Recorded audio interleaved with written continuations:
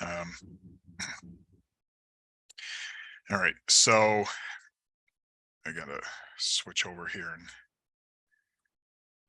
all right. Uh, yeah, so my experience with silvo pasturing started just over 30 years ago.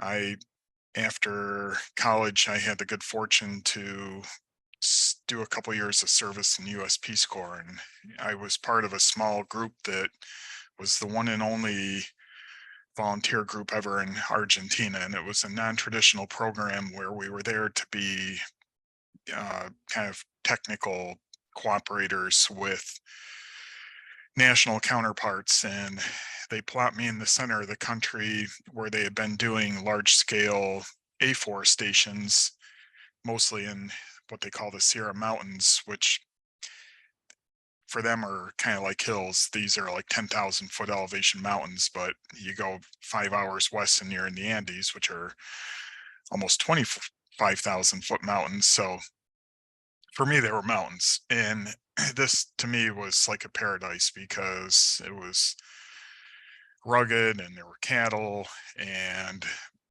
um, trees. And my job there was to try to teach the local cattle people, their gauchos, their version of the cowboy, to be loggers. And I wasn't very successful at that because the gauchos quickly realized that logging was hard work and it would be easier to just keep riding around horseback and punching cattle. But I learned a lot from the experience and made many lifelong friends. And I also met my wife, Maria, who we put on stumps for family photos. She has a uh, height inferiority. Um, she's listening in the background here, so I better stop there. But and we lived there in the early 90s and moved back there in the late 90s, which is where our two youngest were born. And then we moved back up to the old family dairy farm here in the Watkins Glen area in the early 2000s and started to take a look around and realize that we were no longer going to be dairy farmers. We had gone out dairying in early 80s, about 84. And when I was in forestry school in the later 80s, my goal was pretty much to plant the whole farm to trees and tree is a tree farm. And we made some progress towards that goal before I left the country in the early 90s. But for better or for worse, I was never around to quite fully carry through on that threat. Uh, so the family farm here is Angus Glen Farms. And well, I guess I should say so. When Maria and I were married in 1994, we bought our own little piece of paradise in the Sierra Mountains. That's the Rincon Grande that you see there in the upper corner. And that's where much of our money and dreams have gone for the past, I guess, 27, 28 years now, in hopes that we will get to again spend more time there someday and, have it as kind of a legacy to pass on to the kids. But when we came back to New York, we looked around the family farm too, and we realized that we were really going to need to do something that was not only a good fit for the farm, but that was potentially going to be profitable, at least in a net benefit sense, as well as enjoyable. And that, I will admit, has been a very daunting task over the past 20 years to create something that the kids would actually want to carry on someday, because all of you that are farmers understand that whereas farming is very rewarding, it's also a labor of love and very sacrificial, and that we invest not only a tremendous amount of money in our farms, but emotion and our precious time. So, um, our kids are now pretty much all out of college, and the oldest is married. We just became grandparents. The younger two are probably going to be married here in another year or two. They're all like engineers and not going to be full-time farmers, but they certainly love and appreciate the farm. And I think that at some point their lives will help them circle back. And when that happens, we want to have something that is not going to be a um, tremendous burden, both financially and time wise, and but something that they can also enjoy with their children and future generations. So, about the time that we moved back, we this project here was going on, and I see that my friend Tatiana Stanton is tuned in tonight. Tatiana and the other Cornell forester, Peter Smallage, who I work closely with, and some other Cornell folks like Dan Brown is one I can think of, were involved in this project, 3-year project funded by Northeast SARE. And I describe it as looking at the viability of using livestock to control noxious vegetation. A lot of this work was done at the Arnott Forest, where I now work part time as the forest manager. And the initial focus was in sugar bush areas to see about controlling some problematic native species like beech, striped maple, and ironwood. Those are probably 3 popular species in your woodland understories as well. And the result of that project was that yes, if you intensively and skillfully manage the goats and incentivize them to eat the brush, this was like mob grazing 20 some years ago in the woods with goats. Like Tatiana and her team were like they were way ahead of the curve on progressive grazing, mob grazing, and but this project came to a close, and shortly after that, I became an extension forester in the area where I grew up, and people were intrigued by this, and it lingered in everybody's minds. And we were getting questions all the time about, hey, can I use my cattle to go in there and control the invasive shrubs? Can I use my sheep? Can I use my pigs? Can I use my horses? Back then, everybody wanted to raise alpacas. So it was like, hey, can I graze my alpacas in the woods? Well, as long as you don't plan to sell the fiber from them, probably, because they'll be full of sticks and other things that are kind of hard to pick out of the fleece. But uh, this that project, though, is what I would credit as giving rise to us in this area, but probably really across much of the Northeast, starting to talk about silvo pasturing. And around 2008, Tatiana and I went on the road and gave what we thought was going to be this kind of like one-off talk on silvo pasturing. And I remember it being it was like a Saturday, middle of June. It was the turned out it was like the only good weekend that year in June to do hay, and people drove from all over the place, and it was a capacity crowd to hear this talk on silvo pasturing. So one talk led to another, and since then we've been doing a lot, and many other people have jumped on board in terms of helping with the education around civil pasturing. But it's still been an extracurricular activity for all of my extension colleagues. We are just now starting to get our first funded applied research projects on silvo pasturing, which I won't really have time to talk about tonight, but I'm hoping that'll give us the opportunity to really help go out on the road and do more trainings and educational events for both farmers and for professionals like soil and water people. Yesterday, I was at the state soil and water conference, and um, had a chance to give a presentation on silvo pasturing. We had a big crowd, and it was a really good conversation.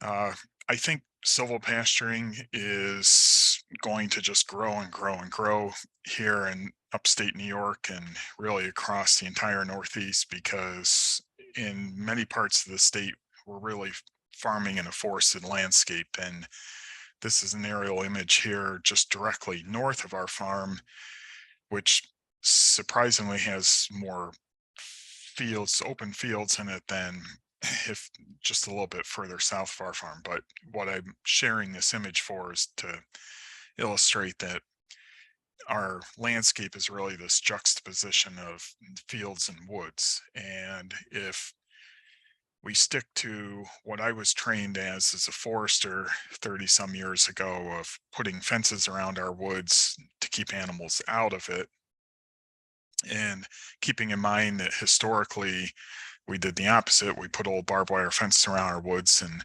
the woods was used as the sacrifice area, and that's where we put the animals when things were too muddy or it was too hot. And that took its toll gradually over time on the quality and health of the woods. And here, unlike other parts of the country where silval pasturing has been practiced longer, even if they haven't really called it silval pasturing, like the western rangelands where they have a lot of different conifers like ponderosa pine, or the southeast where they have also predominantly pine woods slash and loblolly pines. Here we have these really high value mixed hardwood forests. And down here in the southern tier region where I live and work, and just across the border in Pennsylvania, it's considered to be the most valuable hardwood forest in the world on a dollar value per acre basis. In fact, uh, fun fact, the New York's forest industry is about $24 billion industry, but few outside of the ag and forestry community would believe that. And three-quarters of the hardwood lumber in this area is directly exported overseas. So it's a very valuable resource that we need to take care of. But despite our high quality woodlands, we still have literally millions of acres of these two situations here, these degraded farm woodlands and former ag lands that are often turning into invasive shrublands, maybe with some scattered trees. Down here, it's usually buckthorn with some ash scattered in. And of course, the ash is pretty much a goner at this point, or it will be when it gets big enough to be a suitable host for the emerald ash borer. But we also still have many millions of acres of these just, we would think of them as meadows or underutilized grasslands, maybe early stages of invasive shrublands. And it's a different story for a different time, but because of pervasive deer pressure throughout New York and really the entire Northeast, maybe just a little less up in the Tug Hill North Country.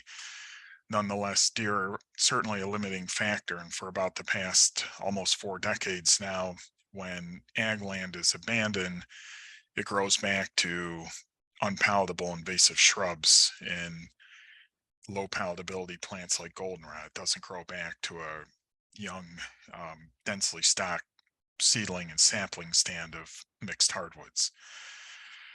So, given that we have such a huge opportunity from both of those directions, we can be either creating civil pastures from scratch by adding more trees into our pasture systems, or we can be taking existing woodlands and old farm plantations where nature or somebody else put the trees there for us, and managing them and modifying them in a way that we can create these productive and very synergistic grazing systems. And whether it's a plantation silval pasture or wood silval pasture, these are my terms, but I haven't heard anybody come up with a better term yet.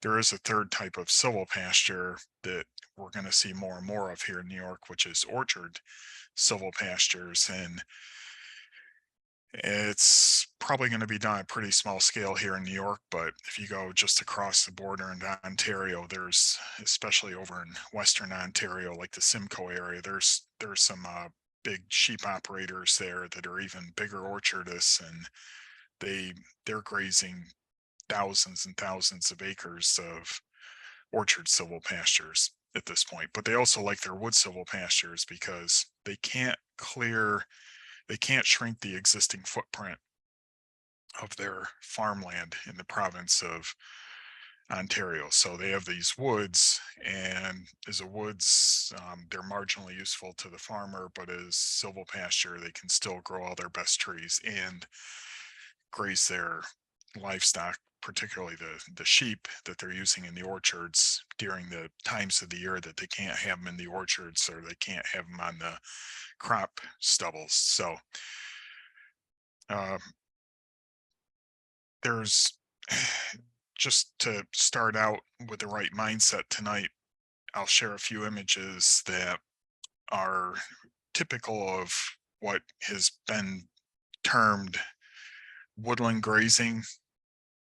And woodland grazing differs in many important ways from silvopasturing in that, first of all, there's not really evidence of where the woods is being thinned out and managed in a way to grow productive forages.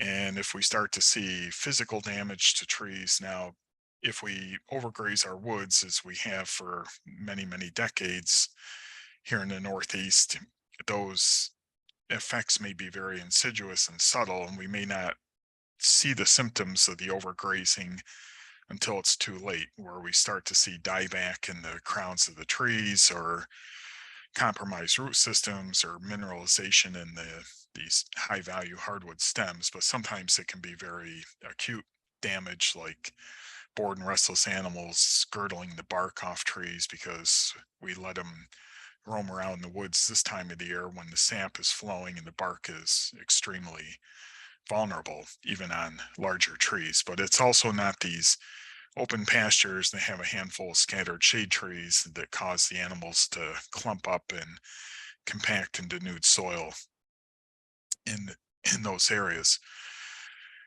So how does silvopasturing differ from these common situations, both historically but still currently?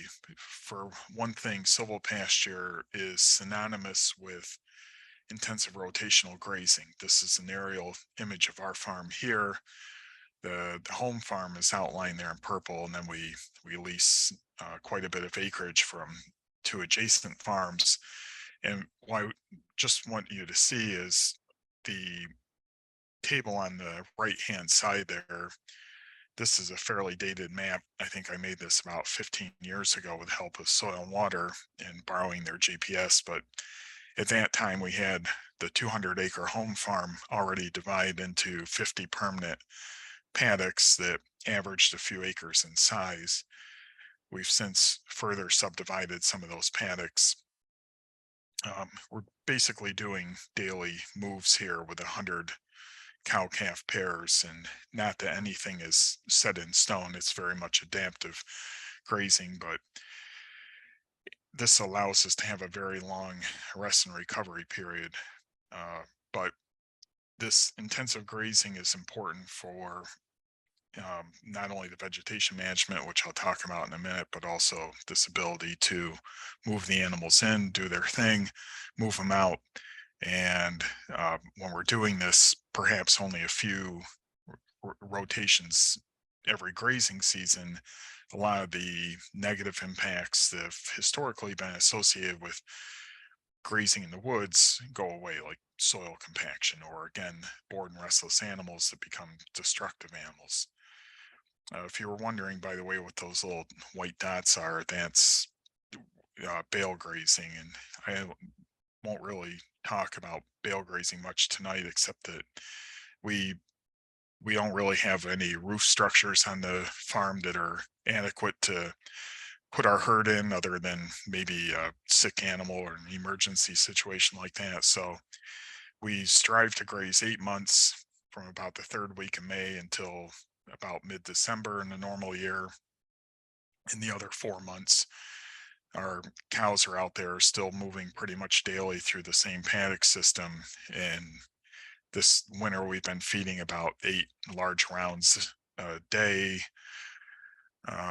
They're a high density 4x5 bale that weighs about 950 pounds each. So it's a lot of hay going out there. But the nice thing is I can wait for those opportunities and quieter weekends where the ground is frozen, get weeks of hay laid out ahead of time, and then all I have to do is get home 5 minutes before dark and pop a gate open, like tonight. So, in addition to being intensive rotational grazing, it's very skilled grazing where we're striving to complement these potentially positive interactions between the forage, the livestock, and the trees versus competitive interactions or negative interactions. And this picture here just illustrates one simple example of that, that the the animals, even though if not managed correctly, could be destructive. Um, they could certainly overgraze the forages, but they could also be very destructive to the trees. But if we manage them well, we can get them to eat the plants that we don't want overrunning our pastures, like this multiflora rose. Another example would be if we have too many trees, they're going to rob too much of the sunlight, and we won't have enough sunlight to grow productive forages in the understory. But if we thin the trees out and find the right balance, then those trees can be benefiting the forages in multiple ways with phenomena like hydraulic lift and nutrient lift and creating cooler, moister microclimates that many of our cool season forages thrive in. The rotational grazing also allows us to periodically, and it may not be every time they step foot in a particular paddock, but when plants are in the right stage of maturity and the conditions are appropriate, we can further subdivide these paddocks and create very high densities per acre, often referred to as mob grazing. And mob grazing works a little different in silvopastures in that if we really bunch the animals up and move them multiple times a day, in open pastures, you tend to get fairly uniform distribution of that impact. But in silvopastures, there's all these little objects in the way, like tree branches and stumps and shrubs and uh, down logs. And even at pretty high densities, the animals are still pretty selective about where they step. Nonetheless, density is our friend when we're trying to control vegetation in silvopasture settings, because unlike our open pastures where we can rely on tools like brush hogging, or honestly we could even go out there and plow it up and reseed it, we can't do that in our silvopastures, or it's very difficult to do it in silvopastures. So livestock and livestock impact really become our best, if not only tool to control vegetation in these silvopasture areas. I put this picture in intentionally. As you can see there's a lot of things that we would look at as like weeds, and but there's a lot of good stuff mixed in there too. And uh, we really want the cows to move through here very quickly, but at very high density, eat the best of the best, trample the rest. And it's tough to get goldenrod that's at that stage of maturity trampled down. But as I was saying a few minutes ago, we basically were rotationally grazing year round. It's just there's 4 months that that grazing takes the form of round bales that we're setting out there. And when we set these round bales out, we're always looking to put the round bales in spots where the round bale can not only feed the cows but do us other good things. And we will feed as much of our hay in our silvopastures every winter as possible, but every winter is quite different. Now, this winter we went from like fall to spring, and up until fairly recently it was relatively dry. We can have them in some of the better drained gravelly paddocks, but currently it's just a bowl of soup here. So we're not going to let them in the silvopastures right now, because not only is the sap running and the bark is loose, but the ground is very soft, and they're going to punch it up pretty good. And that's bad enough on forage plants, but if you continue to do that repeatedly and year after year on your trees, sooner or later the the trees are going to say, you push this too far, and that's where you start to see the symptoms that at that point can't be reversed. This term here, bail bomb, this is a forester friend from Yale, Joe Fiche, that I first heard use this term, and I don't know if Joe made it up or he took it from somewhere else, but I find it very descriptive of what we're doing because whereas in our best mob grazing scenarios during the grazing season, we might get up as high as maybe a couple 100,000 pounds per acre. And again, it's not like very evenly distributed density or trampling.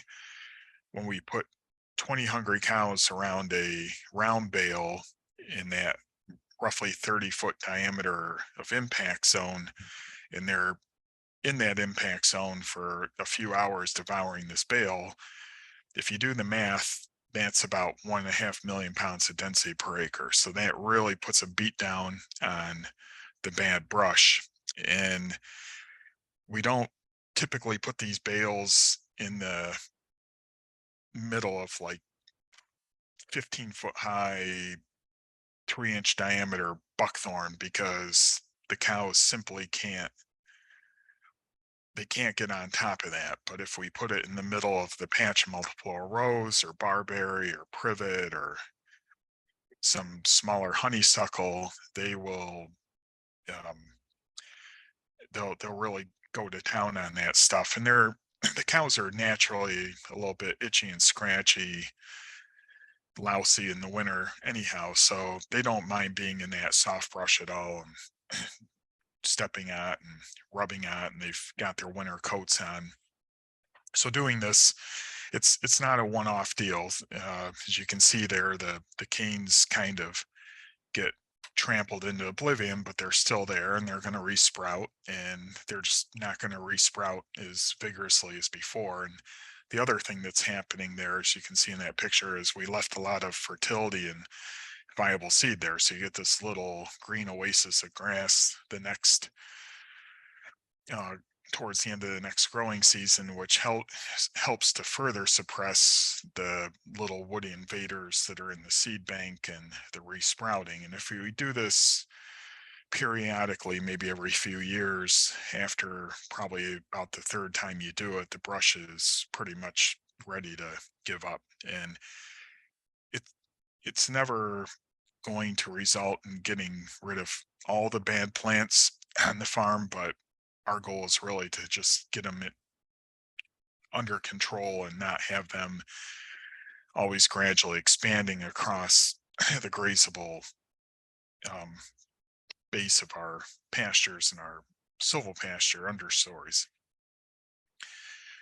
I was saying 5 minutes ago about the importance of letting using the intensive rotational grazing so that we can have a long rotation, which is really I think it's important in any grazing system, but it's particularly important in silvopastures because these forage plants, even though they can thrive in light shade, they're still getting a little less solar energy, and their rate of photosynthesis could be a little less. So it may take them a little bit longer to recover and rebound to a stage of maturity where it's appropriate to graze it again. So I can't really give you a rule of thumb of how much longer you should let your silvopasture paddocks rest. I would say it's just going to totally depend on what you have growing in there and the growing conditions of the season. And but we all as grazers have the ability to hone our eyes to say, all right, it's that's starting to grow back because we have moisture this year versus a year maybe where we don't have moisture, and it's going to be ready in 10 days. So we're going to start modifying our grazing plan to have them in those areas. That said, we really we'll try as long as it's not an extremely wet late April or early May, we'll try to flash graze the silvopastures. Um, our green up here is relatively early, and with the big buildup of soil health through uh, 17, 18 years of pretty intensive bale grazing now. Are we in a normal year are fully grazing by April 15th, which is probably at least a couple weeks earlier than what many of you were able to do up north. And it's good to try to get the cows through there before the seed heads on the orchard grass start to appear around the second week of May. Let them clip it back. It gets the forages to tiller in, thicken it up a little bit, and then we try to pretty much stay out of it for the rest of May and June, and even when possible the first half of July, and hold these areas in reserve for the later half of July and the first half of August, the dog days of summer, which these silvopastures are worth their weight in gold at that time. And we have in a normal year about we probably close to a 30-day rotation through the silvopasture areas, so we can really get through some of that kind of critical heat stress period with our plant grazing. So that is just some examples of the principles that differentiate silvopasturing from, again, just putting cows in the woods, and we've done a lot of that over the years. I want to quickly share with you some of the benefits that we see for silvopasturing on our own farm. And this is a list that I could probably expand greatly if I thought about it. But for one thing, if you notice that aerial image of our farm earlier, it's about half fields and half woods, and everything around us is more or less the same pattern. So we're able to utilize the whole farm, and whether I decide to use the wooded portions of our farm productively or not, I'm still going to pay tax on it, and I'm still going to have things happening out there like invasive plants growing. So this is a way to more holistically manage our farm. And on the forestry side, we've come to really appreciate these forms of biological control to deal with noxious vegetation that wants to overrun our woods. And thus, back to my opening statement about the Goats in the Woods project. Silvopasturing was added about 10 years ago to the New York State Ag Assessment Law, the 305P program. So, whereas before there were limits to how much wooded acreage you can enroll per tax parcel, now if it's considered silvopasture, and the bar they have set for what they call silvopasture is extremely low. It's like it's just a very diluted stocking rule of thumb. But silvopasture and sugar bushes are two of the agroforestry systems today that qualify for ag assessment. So, you know, animal comfort and welfare, I think that that is a major benefit for many of us. And if you watch grazing animals any day that's pretty much above high 60s, and it doesn't matter what color they are, what kind of animal they are, they're pretty much actively seeking out shade. And the winter when we have these polar vortexes or the nor'easter of a couple of days ago, I think we shiver inside and think our animals are miserable. And I've been out there when it's like minus 30 wind chill and the cows are standing there chewing their cud, and they're they're fine. They would like to get their faces out of the wind if possible, but otherwise, they're pretty comfortable in some pretty cold temperatures. They are definitely not comfortable in warm temperatures. So these cooler shaded grazing environments are uh, wonderful for the animals. Great wildlife habitat. This is extensive veg habitat. And anecdotally, I can tell you that the all the wildlife on our farm seems to prefer the silvopasture areas because they have the best of both worlds. They have basically all wildlife wants food and cover, and silvopastures give them both. Uh, the picture there of the cow grabbing a few tonguefuls of low hanging tree branches.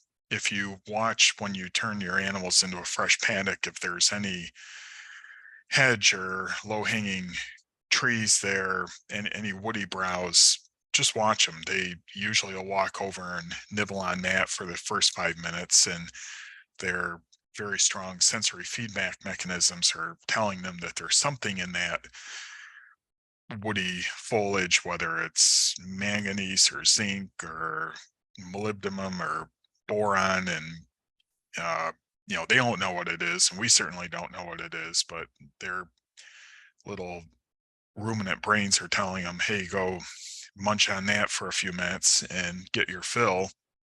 And then they pretty much turn their attention back to the herbaceous forage plants. But these are very diverse and species rich pastures that are like a smorgasbord and can really offer diversified nutrition for grazing animals to um, more comprehensively meet their grazing needs. Here's an obvious one that wasn't on that list. We can grow multiple things on the same land, and this is one of our black locust, black walnut plantations here that we've thinned multiple times over the years. We have several of these plantations on the farm. When we were planting these areas almost 35 years ago, my goal was to grow high quality black walnut lumber. And I didn't realize that when you're like a freshman, sophomore in college, you think you know it all and you don't listen to any advice that wiser people give you. But I thought that if I just went out there and planted a bunch of walnut trees, they were gonna, you know, when I was in my 70s, I was gonna cash in, make $1 million on it. And I realized, well, walnuts are really finicky to grow and there's diseases that affect them. But despite all my errors, we still have a lot of nice walnut trees growing out there. But the locust trees that we are growing is a nurse crop with those walnuts have really in many ways become an even more valuable tree for us, because each one of those nice locust posts you see in the pile there today would cost me about $15 a post wholesale if I'm buying them even by the bundle. And we use probably on average a few thousand posts a year. So I'm saving myself like literally tens of thousands of dollars by growing our own high quality fence posts. And as we continue to gradually thin out the locust, we're not going to thin it all out. We'll continue to grow the best trees, but we're growing this longer term, more valuable product, the walnuts. And one thing, I'm not going to get into tree planting a lot tonight, but I would say that if you're interested in planting trees to create plantation silvopastures, get some expert help and mix it up. Plant lots of species. Don't just say, well, I'm going to plant chestnuts or I'm going to plant walnuts because I hear they're really cool and worth a lot of money, because we don't know what the next big pest issues are. And 30 some years ago, we were planting dozens of different species, partly just because I couldn't decide which tree I liked most, but I don't think I did it intentionally, but we mixed a lot of that stuff together. And today, the majority of those species have disappeared in our farm because the pest issues have caught up with them, particularly in the conifers like Scleroderus canker and Rhabdocline needlecast. So, but because we mix things together, we still have what looks like a nice forest plantation there now, a nice silvopasture. So a few years ago, this book came out, and this kind of really changed the whole conversation on silvopasturing from all these productive benefits and the other things from my list, like animal comfort and welfare, to carbon. And this, I remember this book came out right before a big high profile meeting of all the climate scientists in Rutgers University. And I was invited to go down and present on silvopasturing. And these were people that could hardly tell the difference between, a cow and a sheep, or oak tree and a pine tree, but this sudden interest in silvopastures because they're super good at capturing and storing carbon made a lot of the policymakers and scientists much more literate on silvopasturing and really all things agroforestry, because all agroforestry systems tend to be uh, they call it over yielding, where you get more out of the total system than the sum of the parts. Silvopastures, though, ranked number 9 out of these. I forget how many strategies it was. It was a lot, like maybe 70 or 80 strategies that were going to save the planet and capture and store carbon. And silvopasture was by far the best land-based approach, well above regenerative ag, well above sustainable forestry. And these are some excerpts, and this wasn't just the author kind of subjectively choosing what he thought were the best strategies. These were panels of experts that did extensive literature reviews, and came up with this ranking and these conclusions. So as you can see there, it can sequester, so it's like 5 to 10 times as much carbon as like just pasture, just forest. It's probably not really that high. In my own calculations for our own farm, it's about twice as much carbon as we can sequester, and carbon as measured through biomass. But the 2 points I want you to pay attention to there are the ones at the bottom, that it can make our grazing more resilient and better insulated from risk, and it can help us adapt to erratic weather. And I don't know if you experience some of the same seesaw swings in growing seasons up in the North Country that we do here, but for 5 years now, we've been in this alternating annual pattern of way too wet or way too dry. And of course, on top of it, we have record breaking cold, record breaking heat.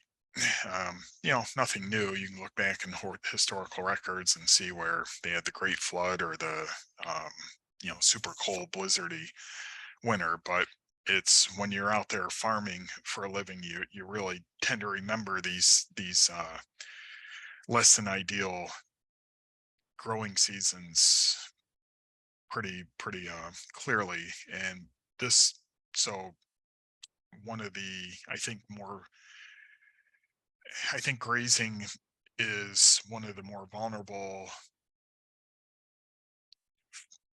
farming systems to drought, although probably maybe less so than row cropping and orchards and things like that. Our grape growers down here seem delighted when it's a hot, droughty summer, so they don't have to spray as much.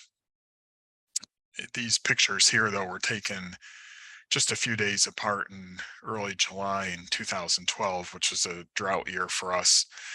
And you can see the difference between the open treeless pasture. You can see the dust coming up. The orchard grass has already started to burn up because it's just so hot and dry. And then a few days later, they're moving into the silvopastures and they're up to their backs literally in lush green stuff. And again, you're all very knowledgeable grazing people, so I'm not going to lie to you and tell you everything that's green in there is high quality nutrition. You can see some goldenrod, but there's things like locust suckers and just uh, again, many lush herbaceous plants and woody plants that the and it's about 10 to 15 degrees cooler at the animal level in these lightly shaded silvopastures than if they were out baking in the hot sun. But droughts and heat domes are not our only extreme weather events. We also have these polar vortexes and things like blizzards and nor'easters and record cold snaps, which I'm sure even worse up where you are. But uh, even if the animals many of our animals can cope with that cold and even cold, wet weather pretty well. It makes me sleep better at night, knowing that I've done as much as I can to make them as comfortable as possible. And comfortable and happy animals are uh, everybody's better off. Fewer sick animals and just fewer problems and potential headaches to worry about. So some of the conifer plantations on the farm, we still thin and nurture the best trees there, but we call them our living barns. And these we treat a little bit differently than the silvopastures in that we're not really thinning them out as heavily to try to grow as much forage in the understory. And these are areas that are kind of denser canopy conifers like spruce, but there's pine and fir mixed in there as well, even some larch. And we have about six of these living barns areas on the farm that range from an acre to about 6 acres. And this is not where we put the cows for the whole winter. We only put the cows in there when we're watching the 10-day forecast and we see that the really ugly stuff is coming. And we've got these areas well stocked with a little extra better quality hay, and we can move the animals in there for maybe up to a few days without having to worry about trying to get any hay out to them. And they've got surface water nearby that they can drink from. And these are also areas that, for the most part, are on high and dry, well drained soils. So even if when we move them in there, it's pretty sloppy, they're not really punching things up or doing enough damage to really hurt the trees. But we don't, again, feed them hay all winter long in these areas because that would start to take its toll on the trees. And tree roots, by the way, do not like being smothered with waste hay and manure.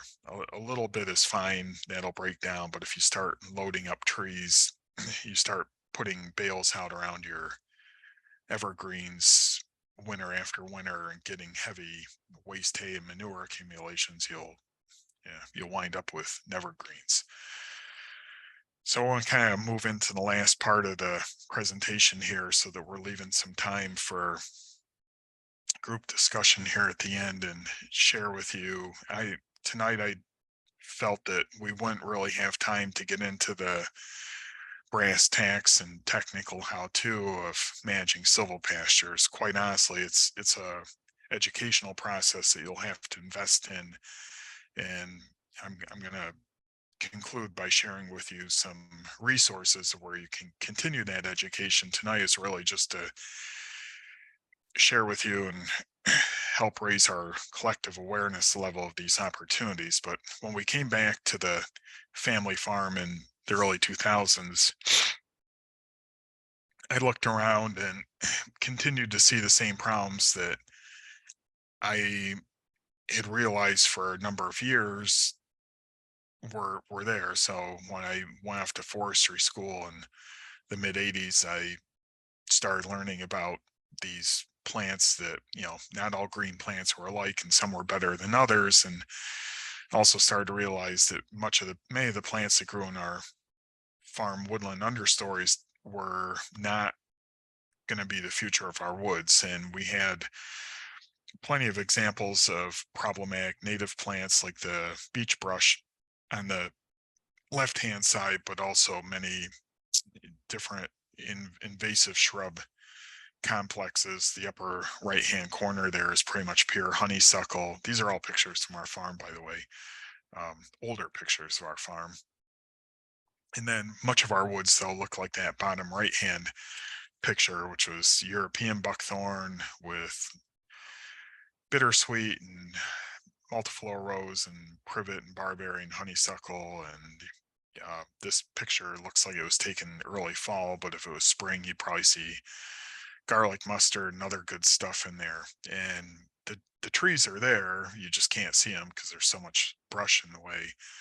So I'd spent whenever I was home during college and throughout the 90s, I'd come home and spend a weekend trying to kill bad plants by cutting them and spraying them. And then I'd go off to work somewhere else in the country or in the world and come back and, you know, run out there all excited to see if it had made a difference. And all the bad plants basically just grew right back up in the void, or worse, bad plants grew up in that void. Nature will fill a void. So when we came back in early 2000s, I'd finally started to learn a little bit from my mistakes. And I'm like, all right, we're going to do this now. But the follow up act is we're going to bring the animals in and we're going to manage these as civil pastures. And, but because if you look at the previous picture there, none of those really represent situations where you're just going to throw animals in and have the animals magically make all the bad brush disappear. So usually we have to start out with some combination of mechanical or chemical tools to get the plants down to a height where then the skillful intensive grazing can kind of take over. So most commonly we use mechanical methods. We used a variety of different mulching and mowing machines. This is an example here of a purpose-built mowing machine called a Fecon that essentially has a giant stump grinding head on the front. And this was an example here from one of our younger pole timber stands where we had many, many hundreds of these small diameter undesirable stems per acre, but then we had maybe 100 or so of these high quality better hardwood stems like the oaks there in the foreground that we want to leave. And so it wasn't really a situation where spraying was going to fix anything. And but the timber was too small to go and do a commercial timber harvest. So we brought in this particular case, a Fecon, and the Fecon turned all the undesirable tree stems into wood chips. What I'd like you to see from this image, though, is the before and the after, the foreground, the background. And in the background, there's like not a single patch of sunlight hitting the ground. It's just essentially pure shade because of the stem density. In the foreground now, we have this patchwork of sun and shade. It's about 50% sun, 50% shade, but we've also not left a big pile of brush, or we in logging we call it slash, on the ground that would impede the grazing animals from being able to go through and now intensively graze it. So we've done two important things here. We've basically cleaned up the ground. We've also created some pretty nice soil scarification that's now a good seed bed if we want to go in and do some sort of supplemental seeding. But in many cases, we're already going to have a good existing seed bank here. These are farm woodlots and old brush lots that are surrounded by pastures and fields. If you create it, they will come. You just need to let that magic ingredient called sunlight in ample quantities. The other thing, though, that we've done here is, you know, yeah. So we've essentially reallocated that sunlight from somewhere way up above the ground down to the ground level and create conditions where the existing seed bank can germinate and express itself. So that would be an example of a what we call pre-commercial thinning in forestry, where it's going to cost us, it's going to be a net cost per acre. And in this particular case, it was about $300 an acre. In today's inflationary costs, it's probably would be at least 450 to $500 an acre. I do want to mention, though, that there are at least two programs right now, one state, one federal. So Regenerate New York would be an example of a new state program, and NRCS's Forestry Equip would be the federal version, where they can pretty heavily help subsidize the cost of doing this type of work to especially when it's done knowing that that money's being invested in something like silvo pasture, where it's you're not just going to let it grow right back up to the same stuff. Many times, though, we can do this at a at least break even or even a profit. We did an extensive thinning in 2015 of about 80 acres of our mature woods. And these were woods that I had spent 25 years up to that point trying to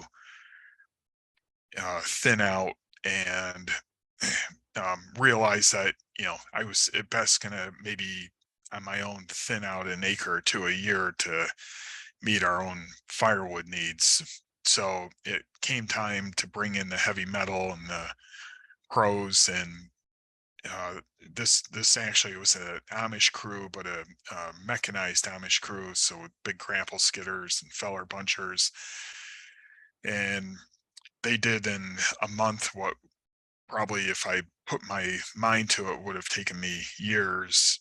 And these are all, well, the two top pictures there are the same exact spot before and after. So uh, by all means, a very pretty woods, but a woods that nonetheless had a surplus of trees that were suppressed and slower growing. And if you look carefully, you can see some trees there in the middle that have blue marks on them. Those are the ones that were indicated for harvest. Those same trees out in the log landing, out in the log pile, you can see the defective butt ends on those trees, the rot and decay and voids.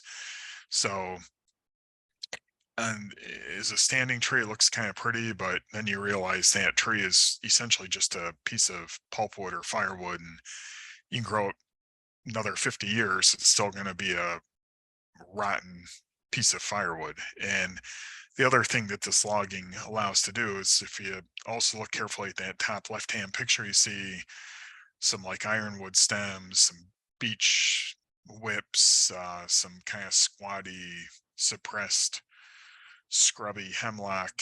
And one of the requirements of this logging is for them to remove those trees as well, most of those trees, which are trees that they generally can't put on a log truck and sell. But so we barter and compensate the loggers for doing that.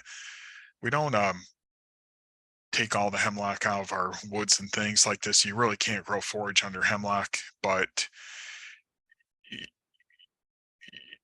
the hemlock is important for some of the forest birds that are, if they have even a small component in there, they'll be in your woods or your silvopastures. But you can see the before the harvest, you can see a few months. It was like late summer after the harvest, which was done in June. And just to give you some quick numbers on this, so when we thin our woods, at least when foresters go in to help you thin your woods for silvopastures, it's not this willy-nilly thing of like, oh, we'll just cut all the bad trees, or we'll cut trees until it about feels right or looks right. We go in and we measure how much tree competition there is on the site, and there's two metrics for doing that in forestry. There's relative density, which is complicated and difficult to measure in the field, and then there's stocking, which we express in square feet of basal area per acre. So just for those of you in the audience that are maybe foresters or forestry oriented, we started with a pre-harvest stocking of about 100 square feet of basal area per acre. That's pretty close to the maximum stocking that a site like that could grow. We removed about 40%, which was about half of the maximum density. So think of it as taking it from as much wood as that acre could possibly grow to about half the amount of wood that the acre could potentially grow. But that half that we're leaving are all our best trees. And it's actually it's pretty much the identical targets to what we would thin it out to if we were just trying to grow high quality timber. But the difference between thinning a stand of trees for just timber production versus thinning it for silvopasture is that, again, If it's just timber, all we really need to do is focus on reallocating sunlight at the upper canopy level around our best trees. If it's silvopasture, we need to take all those lower strata, which in many cases are either these kind of rotten misfit suppressed trees and invasive shrub layers out so that we can put the sunlight all the way down to the soil surface to grow forage with. And this is again the same site a few growing seasons later. And at this point, you can see that we've gradually built a sward of uh, quality forages up underneath. We one of the mistakes we made, it wasn't really a mistake, we just didn't have a market to utilize more of the slash, the logging debris, is we left too much on the ground, and any place where we left more than a little on the ground, it became a little haven for invasive shrubs to come up. But this slash nonetheless uh, gradually will break down over time. And uh, if you look at this picture, though, you see that again, pretty much all the trees that are left are nice, high quality saw timber trees. These are trees that are appreciating in value. The firewood quality trees that we removed would be depreciating in value or even succumbing to competition and dying. So I think of silvopasturing as this choice between, do I want to grow forages in my woods or do I want to grow firewood? But if I call out all the firewood, then I can spread that sunlight to where I can grow forages with it. So, last few slides to let you know where you can continue to learn more about silvopasturing. These are three kind of up and coming companies. Propagate is pretty central here to New York. Trees for Grazers, they're a little bit further south. Their headquarters actually in Pennsylvania, and then Working Trees is more of a mid-Atlantic group that has a keen interest in working with projects further up this way. All three of these companies do somewhat different things, and they seem to work together. I was talking earlier about the growing interest in carbon and this Working Trees now. They don't have a funded project yet in New York. I think they're getting close. Can get you money for planting trees, but only for silvopastures. And you can take the money up front, or you can wait a few years when the trees are established and get more money down the road. So if you're thinking about doing an extensive tree planting project at a very minimum, I would encourage you to work with a local professional like a consulting forester, maybe your soil and water district, or I'm not, I don't know too many real tree planting experts in extension, but there's some of us out there. But people, even some of the NRCS people that can help you jump ahead on the learning curve and avoid some costly mistakes. But if it's going to be a big project, you probably want to get more of a tree planting consulting firm like one of these involved too. And on the extension side, that link at the bottom, the forestconnect.info, that's our state forestry extension site. And over the years, we've been archiving what we feel are some useful and good resources, uh, both that we're finding from others and ones that we've developed ourselves. There's a couple examples there. So there's a silvopasture management plan template. If you were going to have a consulting forester or even a DEC stewardship forester write you a management plan, but you really want to include elements that would be useful for silvopasture management, that's a basically a laundry list of what should be at least considered and in some cases addressed in the plan.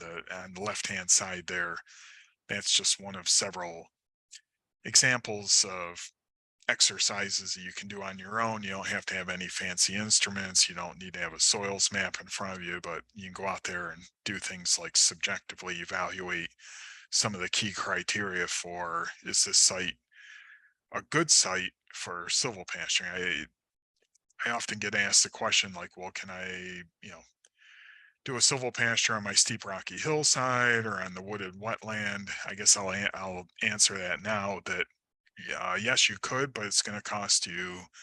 It's going to be a significant investment to develop a site into silvopasture, even if you have that commercial timber harvest opportunity. You're still going to reinvest a lot of that money in grazing infrastructure, water, fence, perhaps forage establishment. So do it on your better sites where you're going to get the bang for the buck, where it's going to have a positive net or positive cost benefit ratio. That exercise, though, it's going to force you to think through some of the, again, key things like, is it a good site? Does it have good access? Does it have available water? There's two parts to each of those questions. There's kind of the subjective score, which you add up, and it then gives you an indication of, is it good potential or low potential or somewhere in between. But each of those questions has a follow-up question, like if for example, if the um, water, like, so it doesn't have an obvious source of water, you know, can you fix it and what's it going to cost? So do you just run a couple thousand feet of poly pipe over to it and there, done? The other extension resource site that, if you're, if I've piqued your interest tonight and you really don't want to miss out on good stuff in the future, I would recommend joining our silvopasture forum, the silvopasture.ning.com.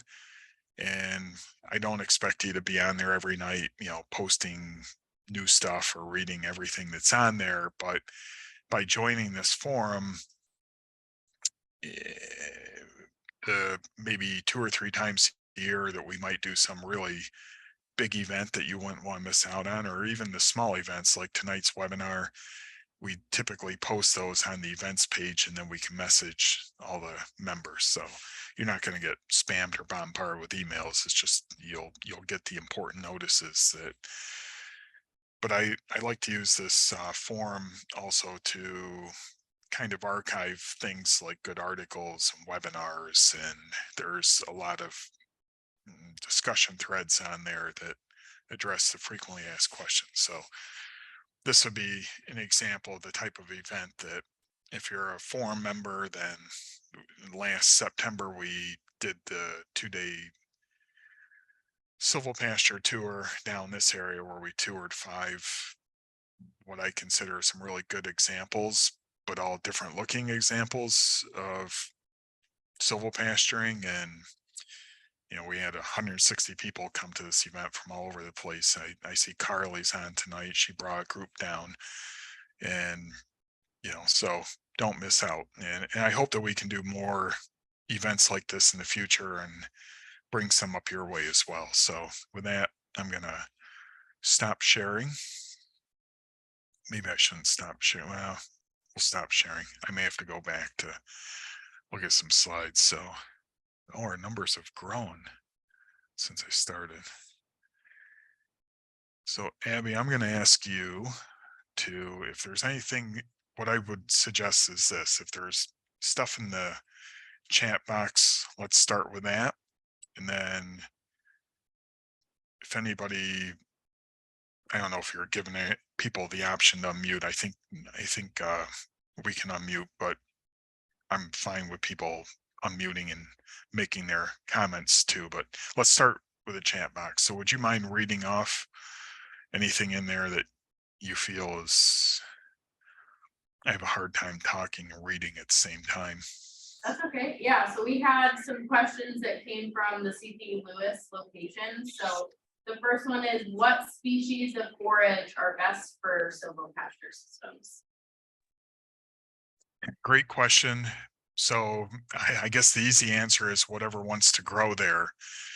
And keeping in mind my comment earlier about the seed bank, so what's in the seed bank, and keep in mind that the majority of the seed in the seed bank is stuff that you probably don't think of as good plants for your pasture, but much of the stuff in there is too. The typical seed bank, and it's a very broad range, but the typical seed bank is about 1/3 good stuff and 2/3 things that we would think of as like weeds, like goldenrod and dock and maybe even invasive plants.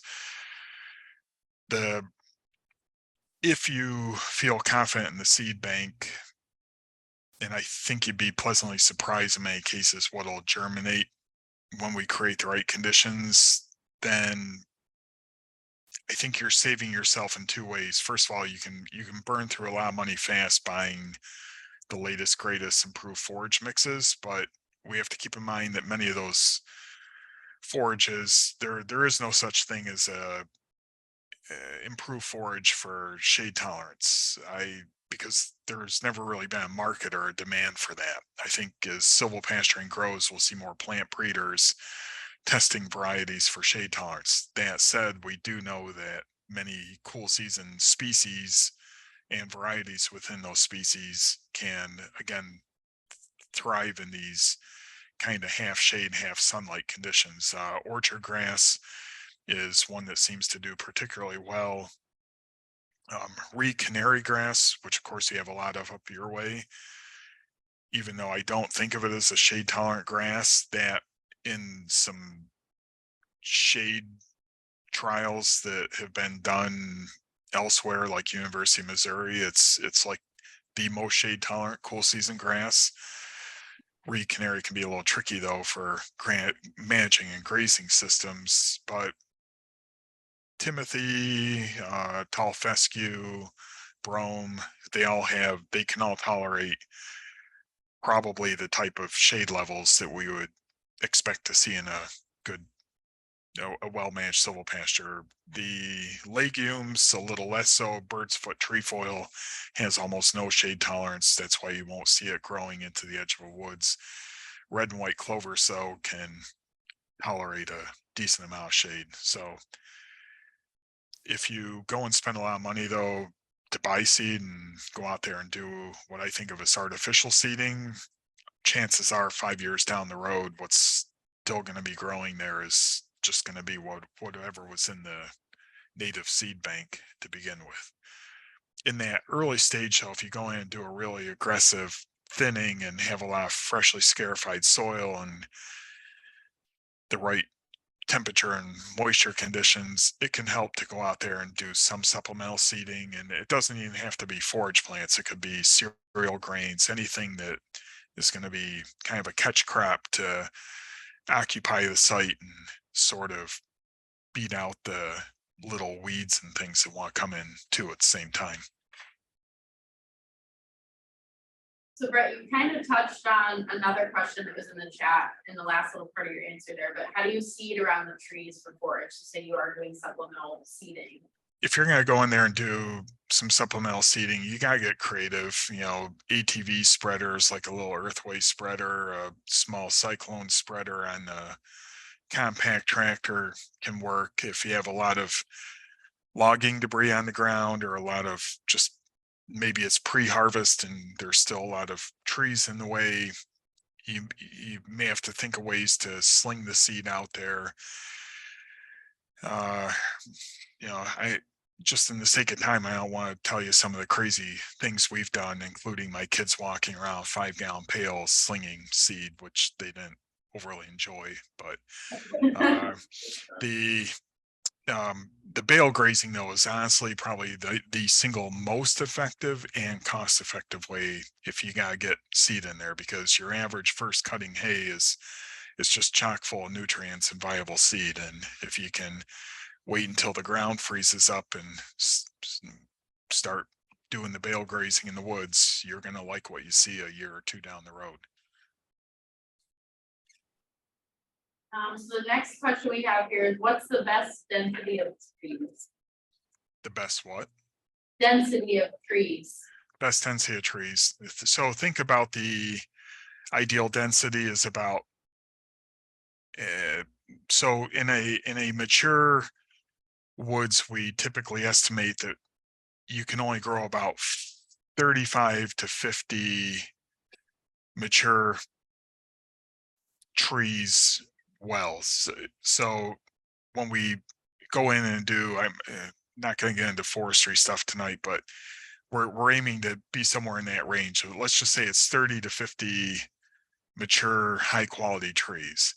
And that is going to give us that roughly 50% of theoretical maximum relative density, Great. which is Yes. that sweet spot for uh, getting enough sunlight on the ground. So you can think of it also as about 50%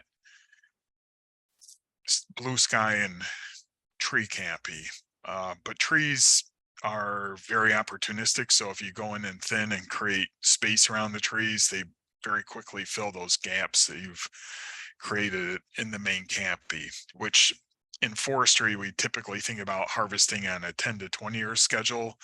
Silval pasturing, we may do that initial harvest with the loggers, and it's a for-profit harvest, but then we may need to go in and do more frequent lighter thinnings where either the loggers aren't going to come to cut 3 saw timber trees per acre, but you can cut them and cut firewood, and at that point though you're generally cutting, you're thinning from below, so just think of it as continually weeding your woods.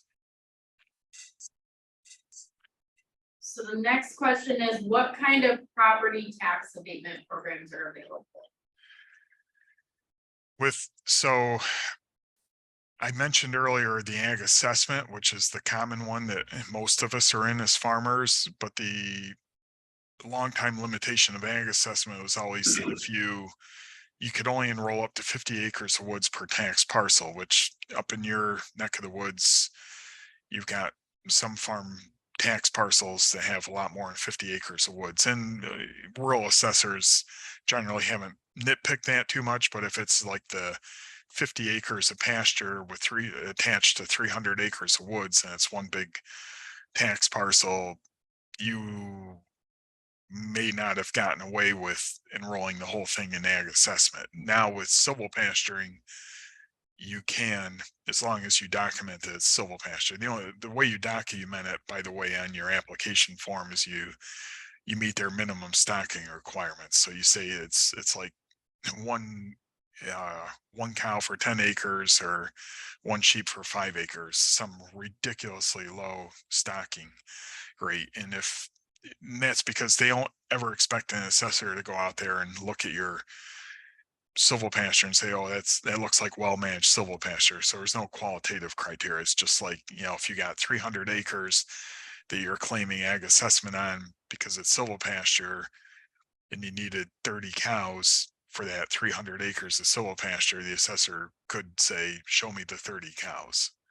And you got basically show that there were enough large animals there or small animals there to meet that. 480A, which is the forest tax law, a little bit more difficult because it does require the prescribed management. The DEC is really warming up to, they're in the process of revising the forest tax law. And I think when they do civil pasturing, it wasn't specifically excluded, but it was kind of left up to the discretion of the county DC forester. Now I think given that the state has some very aggressive climate and carbon goals, and they recognize the importance of civil pasturing to help meet those goals, I think you're going to see more encouragement. Might not be the right word, but certainly not any sort of regulatory hurdles towards that. The next question is, what are your suggestions for a water source in a silvopasture system if maybe you don't have a natural source of water? So we pipe water all around our farm, but in the winter, the piped water on the top of so our pipes are 160 psi, 1.25 inch poly pipe runs under our perimeter fences on top of the ground. Like we could turn it on today because it got up to 50 degrees here.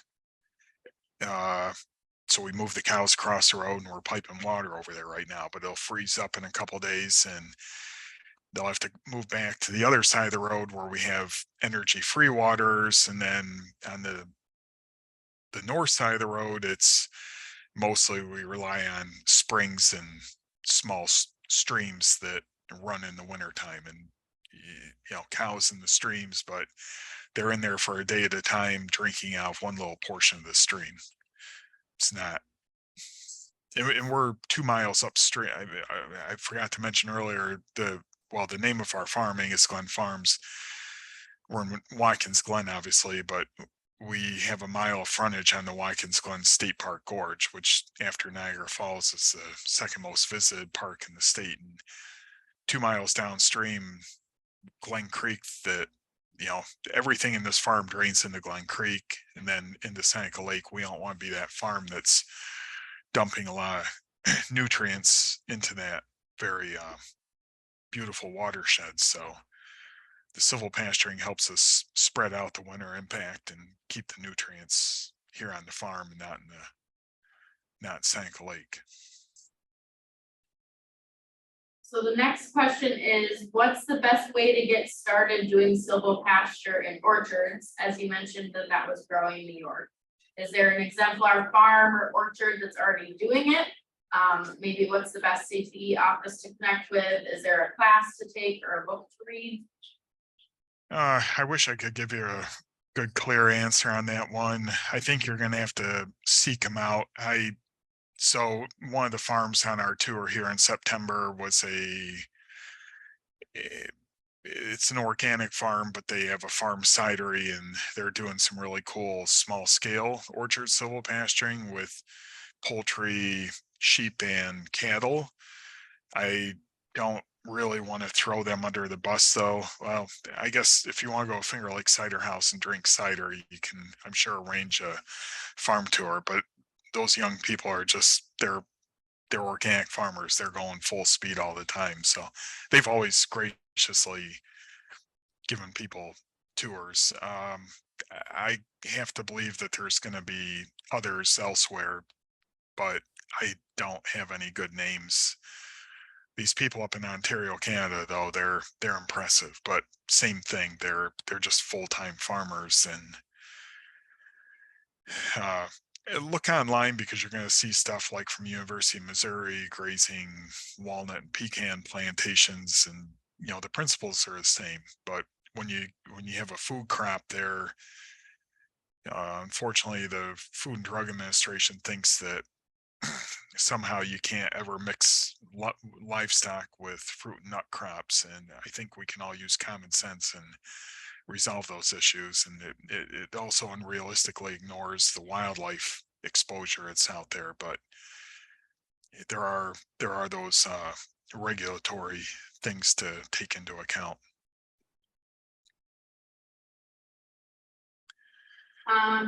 So the next question is, if you are planting saplings into an existing pasture that, what barriers seem best for protecting them from the livestock while they're growing? Yeah, this might be a loaded question from Tatiana because she's a big goat producer. But yeah, so the fences that keep our animals in can also keep livestock out if we want to regenerate a block of trees or a group of trees.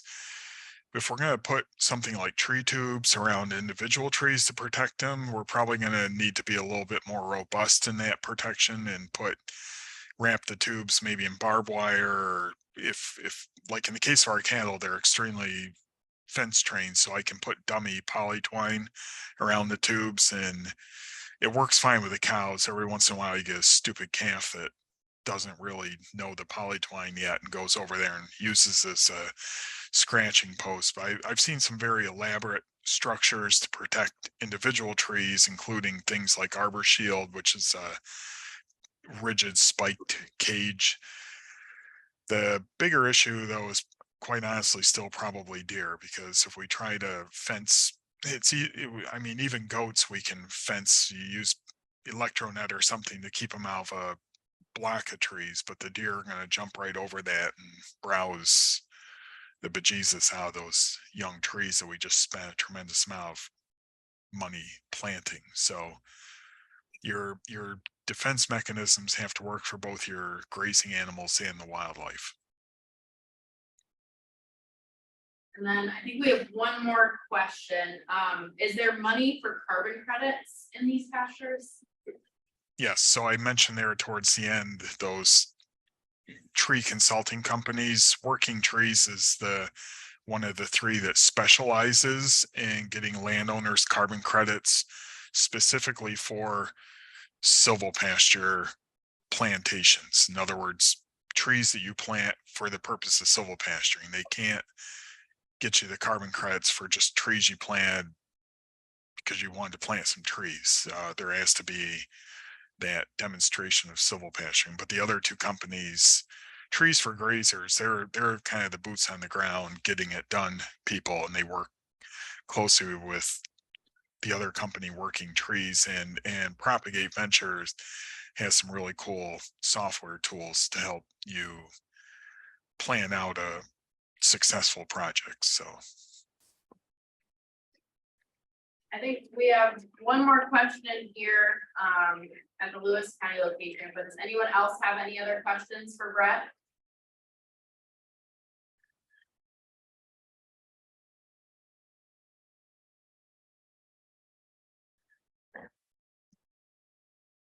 Feel free to unmute if you have something. I turned all the lights on in the background, but still looks like I'm lurking in the shadows here. So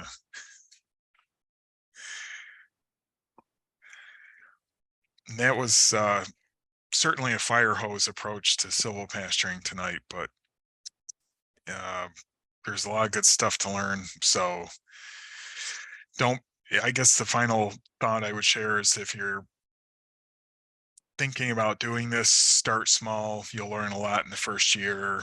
Don't do the 50-acre train wreck, as we call it. There are professionals out there, like on the forestry side, you don't have to be a forestry expert. There are good forester professional resources, including consulting foresters out there that can help you get these things done. So the last question we have here, and yeah, I don't know if Brett or Todd, if you want to tackle this one. In the case of mob grazing in silvopastures, are sheep and goats susceptible to things such as bracken fern poisoning? That's a great question. One of those 1 in 1,000 situations, but when it hits you, wow, does it blindside you? Is Tatiana's unmuting there? I'll throw in my 2 cents, and that is that I mean, many of the plants that grow out in any pasture environment you can find on a vet school poisonous plant chart.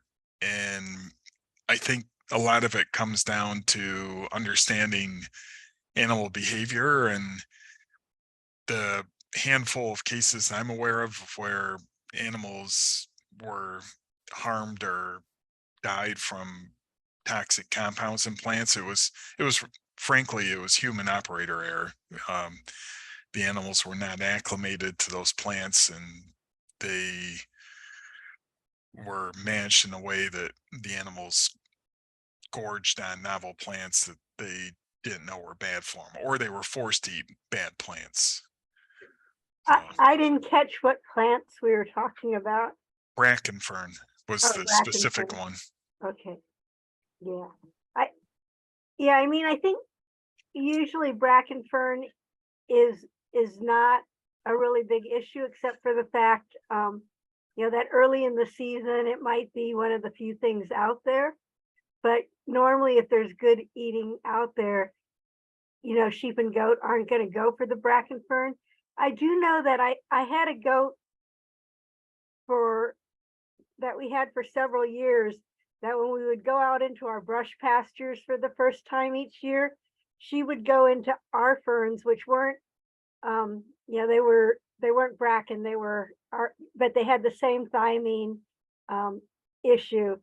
And she would go out the first day and gorge herself. She'd be coming in spinning and blind, every night.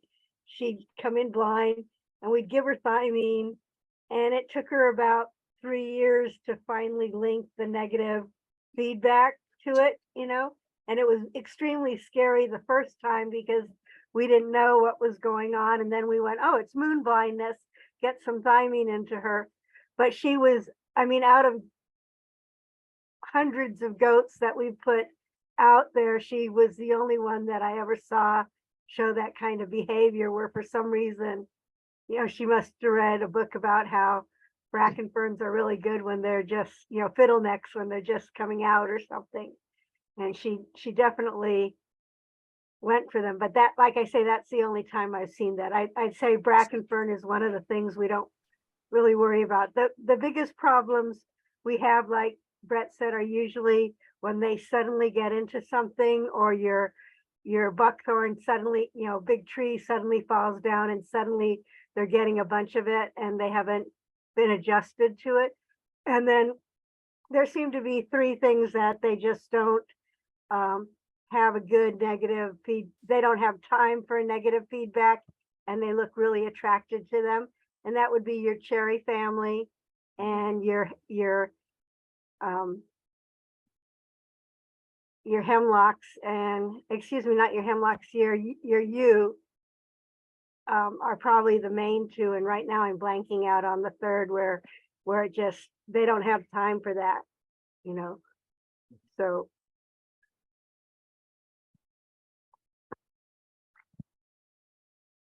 I have a question for Brett, if there's time. Brett, I'm wondering how you would compare your animal pressure in the woods versus in your open fields. Do you tend to stock fewer animals per acre per day when you're in the woods than you would if you're out in the open pasture?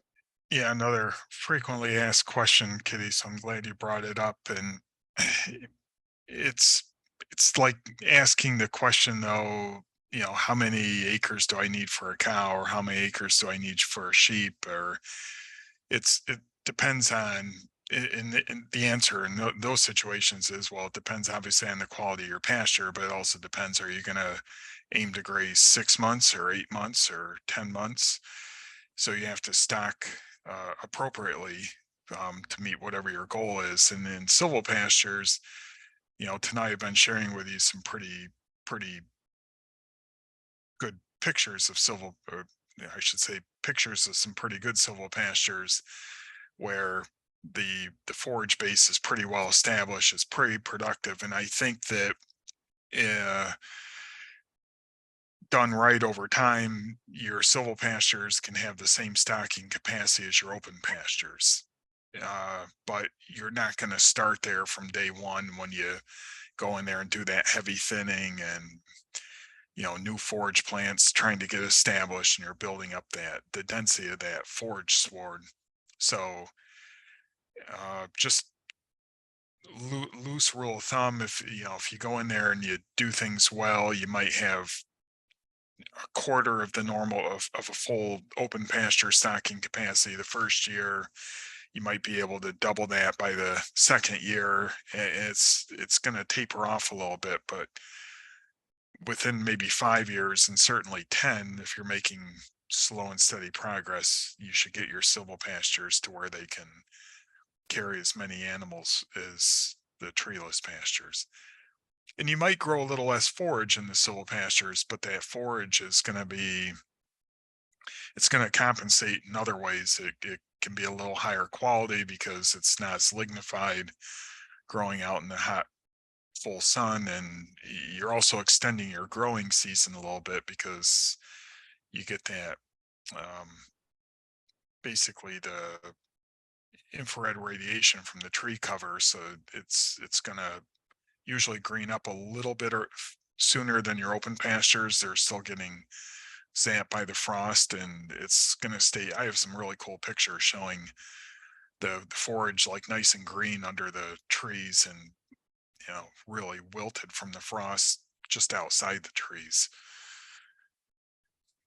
Not to mention uh, the moisture and the hydraulic lift from the trees, which is a very kind of complex pathway that's hard to explain. Trees can work for you, or they can work against you in that sense. And you'll often see on the edge of a woods, you'll see this brown strip into your pasture, your crop field, because the trees there are competing with those forage plants. But when you put the forage plants underneath the trees, it kind of works the other way. Thanks. I realized I was asking you sort of an unanswerable question, but I'm glad to hear your thoughts yeah. on that. The take home message is you shouldn't have to sacrifice stocking capacity, but you're not going to get there overnight. Immediately. Yep. Yep. Thanks. I think we'll go ahead and wrap up, but thank you very much, Brett, for tonight's presentation, and thank you all for joining us. And again, like I mentioned, we did record this, so we will have the links here on that.